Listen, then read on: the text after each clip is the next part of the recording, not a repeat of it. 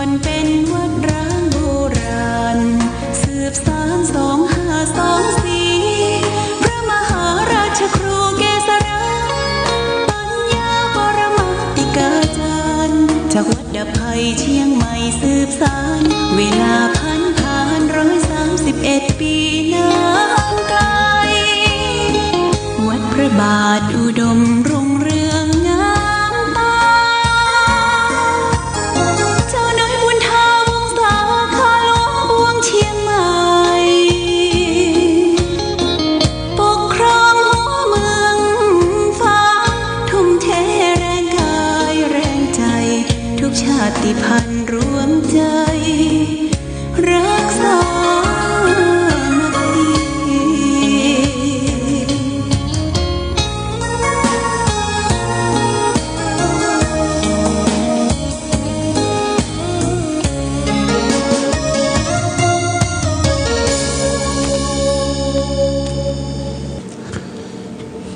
เจริญสุข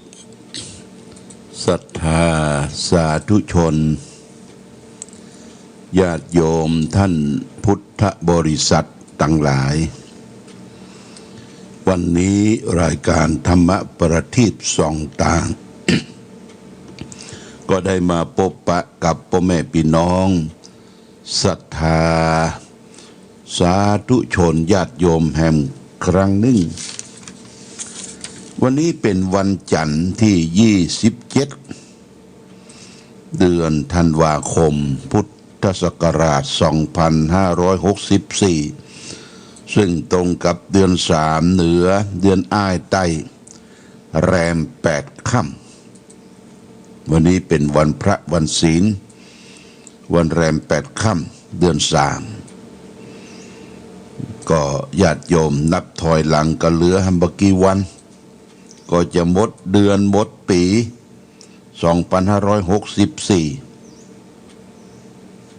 ก็การเวลานั้นมันเคลื่อนมันย้ายไปมันกลืนกินเอาสรรพสิ่งเอาชีวิตของคนเฮาไปแก่ไปแห่งปีหนึ่งเดือนหนึ่งวันหนึ่งญาติโยมเพราะฉะนั้นทุกสิ่งทุกอย่างที่มันเคลื่อนย้ายเปลี่ยนแปลงในองค์พระสัมมาสัมพุทธเจ้าพระบรมราชศาสดาของเราชาวพุทธทั้งหลายพระองค์ได้บอกว่าทุกสิ่งทุกอย่างน่ะมันเปลี่ยนแปลงมันบ่มั่นคงถาวรอยู่กับที่ขอให้เราทั้งหลายจงยังความไม่ประมาทคือบ่ประมาทในการสร้างสมคุณงามความดีบ่ประมาทในการเสาะแสวงหาทรัพย์สินเงินทองเลี้ยงตองเลี้ยงไส้เคลื่อนไหวอยู่ตลอดเวลาความประมาทเป็นทางแห่งความหายนะความเสื่อมเสียความตายถ้าเราบ่ได้ประมาทพลาดพลั้ง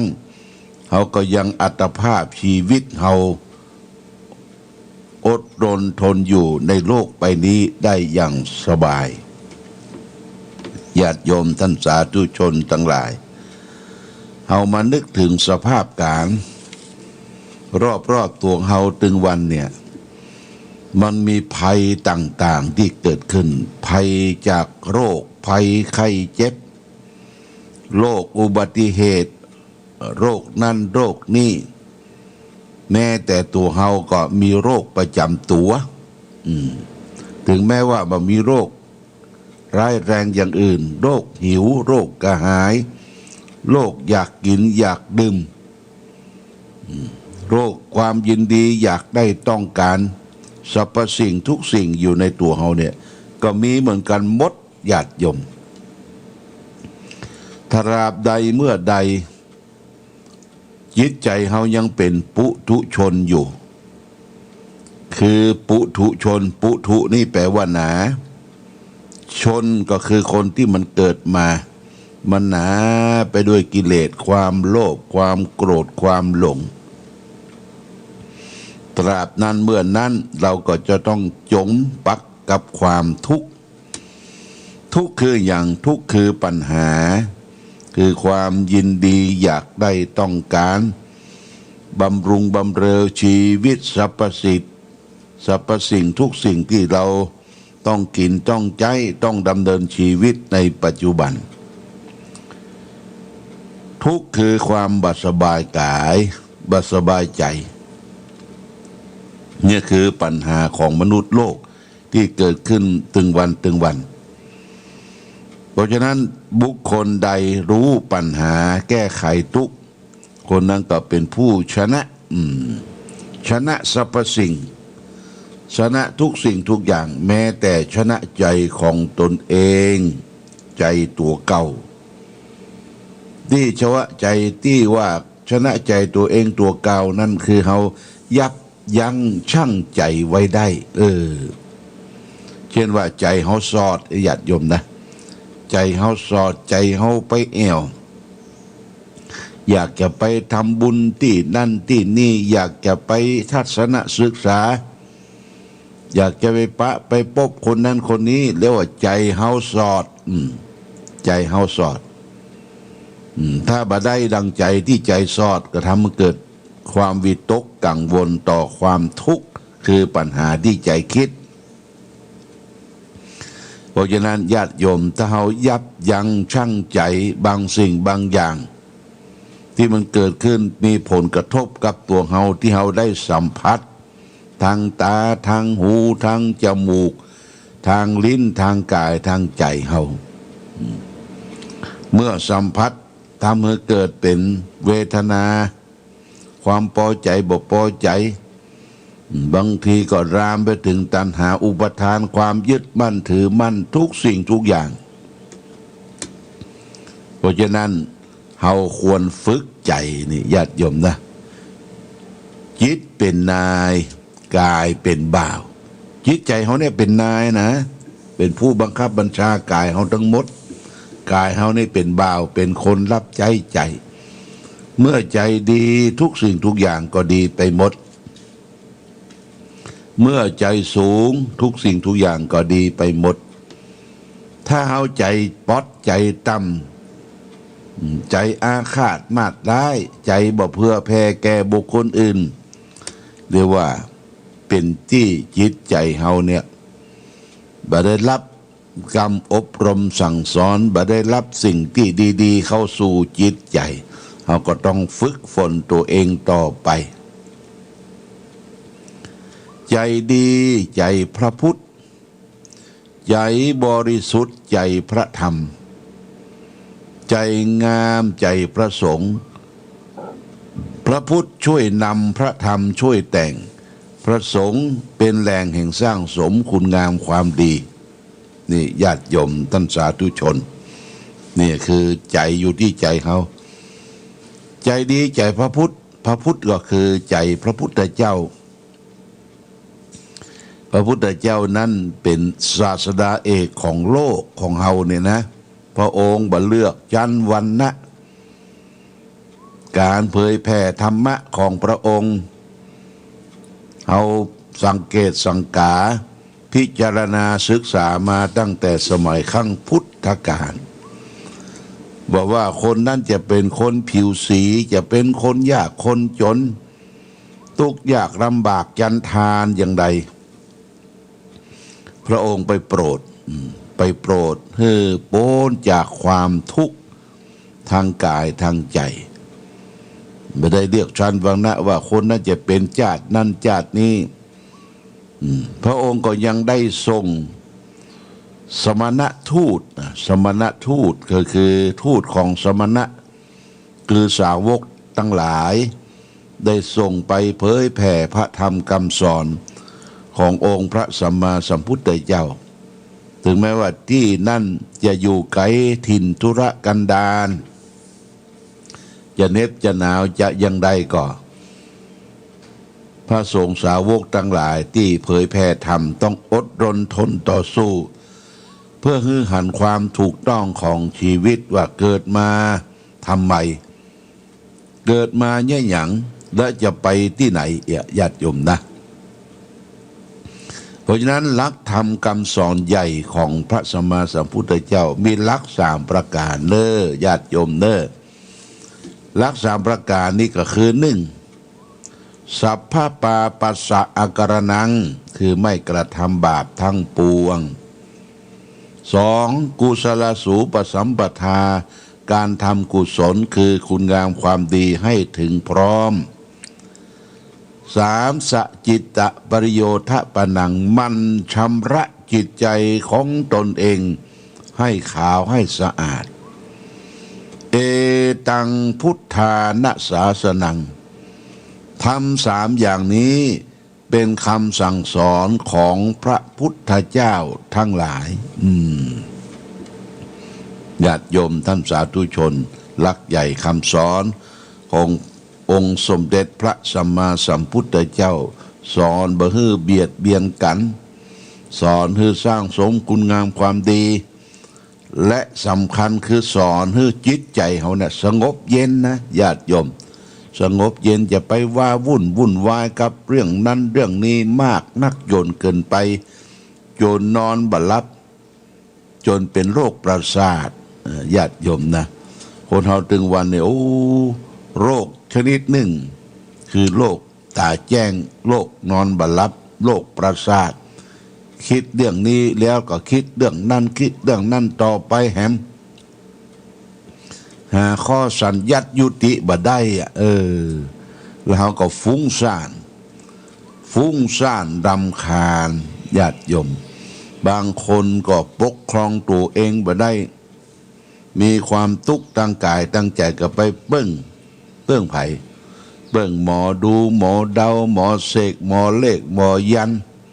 ปัดปั่นกันไปเสาะหาแสวงหาถ้าเปิ้นทำนายทายทักถูกดวงชะตาเฮาชอบอกชอบใจเนอะถ้าเปิ้นว่าจะมีเคราะห์มีกรรมมีเวรจะได้รับอุบัติเหตุที่บ่ม่วนหั่นละญาติโยมบ่ม่วนอกม่วนใจเพราะฉะนั้นทุกสิ่งทุกอย่างญาติโยมท่านสาธุชนทั้งหลายมันอยู่ที่ตัวเราอัตตาหิอัตโนนาโถตนแลเป็นที่พึ่งของตนโกหินาโถปโรชิยาใครเล่ายังมาเป็นที่เปิ้งแก่เฮาได้เท้าบอกเปิ้งตัวเองต้องเปิ้งตัวเก่าตัวเองญาติโยมวันนี้เป็นวันจันทร์วันเริ่มงานทำงานของข้าราชการบ้านเมืองสถานการศึกษาประเดี๋ยวนี้ก็เปิ้นยังปิดอยู่โคตรนะปิดมีการศึกษาแบบออนไลน์มีการศึกษาที่ยังบ่ฮื้อนักเรียนเข้าไปประชุมจุ่มนุมกันเพราะโควิด-19กลายพันธุ์เนี่ย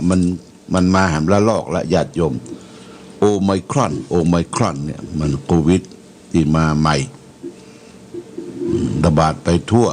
มาจากต่างประเทศมันมากับเครื่องบินเนอะญาติโยมมันโดยสายบินเครื่องบินคนอยู่ต่างประเทศเอามาเผยแพร่อย่างโควิด-19แต่ก่อนมันเกิดที่เมืองอู่ฮั่นประเทศจีนน่ะน้อยเดียวที่เดียวแพร่ไปทั่วโลกทุกมุมโลกคนเฮาเนี่ยมันเป็นสื่อสัมพันธ์ติดต่อโรคภัยไข้เจ็บซึ่งกันและกันเอาละวันนี้ญาติโยมอย่าเอาธรรมะมาฝากวันนี้เอาอบายมุขเขาได้อู้กันมาอบายมุข3ก็ผ่านพ้นไปแล้วอบายมุข4อบายมุขมี6ประการนะ6ประการคืออบายมุขผีร้าย6ตัวที่มาคล่ำมาฆ่ามาทำลายเอาชีวิตสรรพสัตว์ทั้งหลายโดยเฉพาะอย่างยิ่งมนุษย์คนเฮาบ่เป็นมนุษย์บ่เป็นคนเสียหายหลายอย่างอบายมุข6ก่อน1เป็นนักเลงดื่มน้ำเมา2เป็นนักเลงเที่ยวกลางคืน3เป็นนักเลงเที่ยวดูการละเล่น4เป็นนักเลงเล่นการพนัน5คบคนชั่วเป็นมิตร6เกลียดค้านการทำงานวันนี้เราจะเอาอบายมุขที่5ญาติโยมที่5นี่นะ ลองสุดท้ายละอบายมุขห้าคือคบคนชั่วเป็นมิตรคบคนชั่วเป็นมิตรคือมีโทษถึงตามบุคคลที่ไปคบถึง6อย่างญาติโยมนะคบคนชั่วเป็นมิตรเราก็ลองฟังดูว่ามันเป็นจะใดคนชั่วเนี่ยคือคนบดีคือคนพาลเราก็ต้องมองออกนะญาติโยมคนไหนคนดีคนชั่วลักษณะคนชั่วเนี่ยมันจะพาเราไปในทางชิบหายดังต่อไปนี้เนี่ย1นำให้เป็นนักเลงการพนัน2นำให้เป็นนักเลงเจ้าชู้3นำให้เป็นนักเลงเหล้า4นำให้เป็นนักเลงลวงเขาด้วยของปลอม5ทำให้คนโกงเขาซึ่งหน้าเป็นนักเลงโกงเขาซึ่งหน้า6ทำให้เป็นนักเลงหัวไม้อันนี้ก็โทษของการคบคนชั่วมันจะพาเราไปคนชั่วคนพาลโบราณบอกว่าเว้นหมาฮื้อปอศอกเว้นวอกฮื้อปอวาเว้นคนพาลาคือคนพาลเนี่ยคือไกแสนโยชน์นะญาติโยมนะทำให้เป็นข้อหนึ่งนะมันจะพาเราไปคนชั่วพาเราไปเล่นการพนันญาติโยมพอเรามีเงินมีคำมีอย่างจวนไปเล่นการพนันบางทีเราไปเล่นครั้งแรกไปเล่นกับเขานี่เขาก็ปล่อยให้กินดูให้ย่ามก่อนถั่วโปไฮโรไพ่สิ่งเป็นการพนันต่างๆปล่อยให้กินมีนางมีนกต่อมีอย่างเขาว่าบอกโคโลกนี่นะโคกโลกเนี่ยไปเล่นวงบอกโคกโลกนี่จะต้องมีคนเป็นพระหัวก็ที่จริงกับหมู่เดียวกันนะทำเป็นแตงได้ทำเป็นได้โจกได้ลาบเขางองพอไปมันอดบ่ได้ก็ไปแตงเพิ่นกำก่อนก็ได้กินนะญาติโยมนะกินมาดีอกดีใจถ้ามันเอาเข้ามันก็จะกินได้มันจะกินเขาละมันคดมันโกงกันได้การพนันนี่นะคดโกงกันได้ถ้ามันกินเขาก็เสียไปแล้วก็อยากจะได้คืนละเอาละอยากจะได้คืนเอาสตางค์ที่ไหนบางทีก็มาขึ้นมาขายมาจำนองจำนำเงินเก่าเงินกอบเงินเกื้อก็เอาไปเล่นการพนันเหี่ยหมดนะหมดแล้วก็เนี่ยอย่างเอาละบั้นปลายชีวิตเนี่ยเฮาแก่ตัวลงสายตาฝ้าฟางร่างกายก็บ่ดีต้องไปรับจ้างรับแจ้งจอกแจ๊กเพราะอย่างกับเพราะการพนันเป็นเหตุนักเลงเนี่ยมันจะพาไปเล่นการพนัน2คนชั่วคนบดีก็ทำให้พาไปเป็นนักเลงเจ้าชู้ญาติโยมนะพาไปเอี่ยวหมอกค่ำเมื่อคืน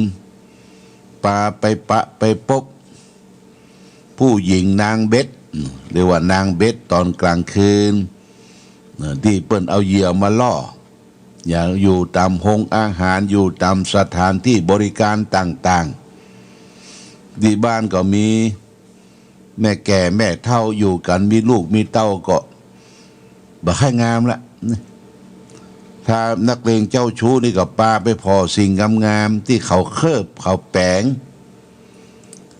เคลือบแปงแต่งย่องไว้เขียนหูเขียนตาใส่น้ำอบน้ำหอมนุ่งสั้นแหวกอกต่างๆปวดโตคนที่บ่เคยหูเคยหันก็จิตใจปึ้งหลั่งไหลข้างไคล้ไปกับสิ่งเหล่านั้นเนี่ยนักเลงเจ้าชู้มันก็จะปาไปพอจกสตางค์บัดตันเนอะญาติโยมเดี๋ยวก็ทิพย์เดี๋ยวก็ทิพย์ค่าอาหารเดี๋ยวก็ทิพย์ค่าน้ำดื่มเดี๋ยวก็ทิพย์ค่าเปิ้นมาติ้มมาต่ำโอ้โตปวดโทญาติโยมเนี่ยคือเป็นบ่อนแห่งความชิบหายนะคบคนชั่วเป็นมิตรก็จะพาไปเป็นนักเลงเจ้าชู้ ข้อสามคบคนบดีก็จะพาไปเป็นนักเลงเหล้านักเลงเหล้านักเลงสุราพาไปดื่มไปเมาอล่องตองแต่งหาความสุขเดึกตื่นค่อนคืนบักกลับบ้านกลับจองเมียมันบอกว่าปีกบ้านเจ้าเนอะวันนี้มีการมีงานเพื่อจะทำบุญนะเมียมันสั่งผัวมันไปคืนหุ่งปีกหม้อเจ้าเมียมันติ้วสิ้นมาแย่งบอกว่าอันยังจะปีกเจ้าก็เจ้ารู้ว่าเจ้าแหมวันน่ะญาติโยมเนี่ยเจ้าแหมวันอันนี้มันเป็นนักเลงสุรานักเลงเหล้านี่ก็คนชั่วมันจะพาไปข้อสี่คนชั่วคบคนบดีเนี่ยมันจะพาไปลวงเขาด้วยของปลอมนะญาติโยมนะของปลอมเป็นสร้อยปลอมเป็นเลสปลอมนี่ไปตกทองปลอมเอาไปแลกเอาไปขึ้นไปหลอกลวงเปิ้นเตี้ยก็ใส่แขนใส่คอเยอะแต่เป็นของปลอมเนี่ยต้องระมัดระวังลวงเขาด้วยของปลอมห้าทำให้เป็นคนโกงเขาซึ่งหน้า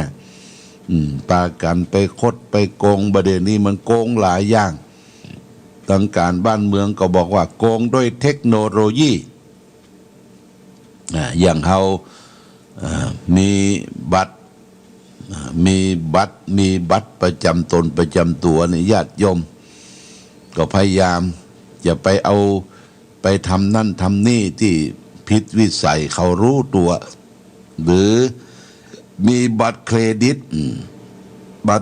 ตถ้าเขาหูข้อมูลเนี่ยเขาคดโกงได้ดีบดีสตางค์เอาไปฝากที่ในธนาคารลึงหมดลึงหมดเปิ้นกดไปเห็นหมดแล้วเนี่ยลวงเขาด้วยของปลอมข้อห้านี่ทำให้เป็นนักเลงโกงเขาซึ่งหน้าโกงซื่อการค้าขายคดโกงกันเล่นการพนันคดโกงกันโกงซื่อโกงซื่อหน้าสุดท้ายคนบดีมันก็จะปาเขาจนไปถ้ามือเป็นนักเลงหัวไม้ปดโต